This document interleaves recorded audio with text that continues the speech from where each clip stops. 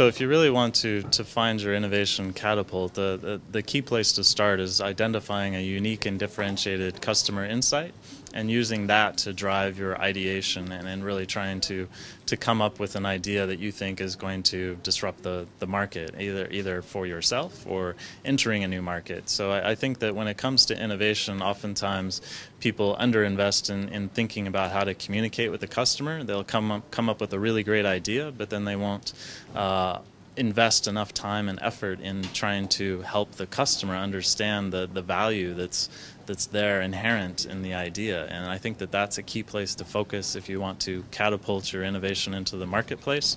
And also I think it's important to focus on not only the idea, but then also the vision and the strategy and the goals and other foundational elements for your organization that will allow you to have innovation be a sustainable capability of the organization. Ce qu'on a décidé de développer, ce sont différents usages des interfaces naturelles. Alors les interfaces naturelles, c'est tout ce qui va permettre d'interagir avec les machines uniquement avec le corps, c'est-à-dire sans souris, sans clavier, des choses comme ça.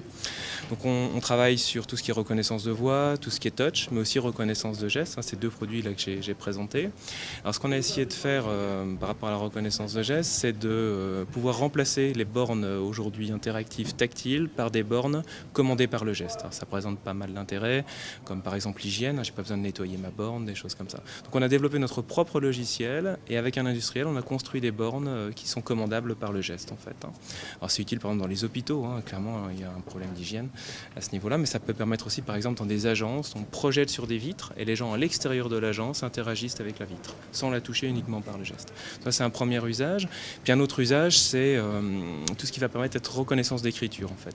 Donc on imagine qu'on a deux tableaux virtuels en face à face avec deux personnes qui écrivent dans des langues différentes. Le système sait reconnaître en fait la calligraphie, l'écriture, traduit en temps réel à l'autre personne ce qui est écrit sur ce tableau virtuel. Donc ça c'est un autre usage. Ça pourrait être utilisé aussi par exemple pour les sourds et muets, faire de la traduction simultanée de gestes. Voilà. Ça, ce sont des produits que nous développons chez Inouï Studio. Je travaille pour Aldébaran Robotics, qui est une société parisienne en France qui fabrique des robots humanoïdes. Le robot Nao, qui est un robot de 57 cm de haut et qui est doté de 25 articulations, d'un ordinateur, de capteurs qui lui permet d'être assez autonome, de prendre en compte son environnement, prendre des décisions et agir en fonction de son environnement. Aujourd'hui, ce robot est principalement utilisé par des chercheurs tout autour du monde. On en a 1500 qui ont déjà été vendus à des chercheurs, à des enseignants, et pour qui c'est une plateforme idéale pour tester des algorithmes de traitement d'images, de discussion, de dialogue, d'intelligence artificielle, et aussi pour enseigner à des étudiants la façon de faire bouger une articulation, la façon de comprendre une image. Et c'est une plateforme vraiment qui attire beaucoup les étudiants parce que c'est beaucoup plus amusant de travailler sur un robot qui réagit à ce qu'il voit plutôt que d'avoir un écran, sur un écran d'ordinateur, une caméra qui dit tiens il y a une balle et qui affiche balle à l'écran, alors que quand le robot voit une balle, s'approche, donne un coup de pied dedans, tout de suite c'est beaucoup plus satisfaisant. Aujourd'hui ce robot est principalement destiné à des chercheurs et à des étudiants, mais évidemment notre vision c'est de mettre ce robot à la disposition des gens pour qu'à domicile, ils puissent les aider aujourd'hui des personnes qui sont seules par exemple, et le robot peut veiller sur elles, vérifier qu'elles se réveillent bien le matin, qu'elles pensent à prendre leurs médicaments, retrouver des objets qu'elles ne retrouvent plus, leurs lunettes, la télécommande, et puis à terme, ça peut aussi être le robot qui va ouvrir le frigidaire, leur apporter à boire. Voilà. Et pour ça, forcément, le robot va devoir grandir un petit peu parce qu'un robot de 57 cm a du mal à ouvrir un réfrigérateur.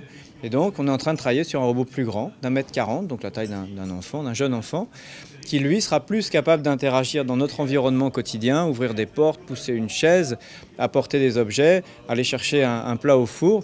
Donc avec ces grands robots humanoïdes, on a des systèmes qui sont à la fois facilement acceptés par les gens parce qu'ils ont une forme qui est assez rassurante, et aussi un robot qui est utile parce qu'il est suffisamment grand pour intervenir dans un environnement comme le nôtre. Il est important pour une start-up de se faire accompagner par un professionnel qui va pouvoir maximiser l'efficacité dans la recherche de financement, quel que soit le type de financement, public, privé, dette, capital.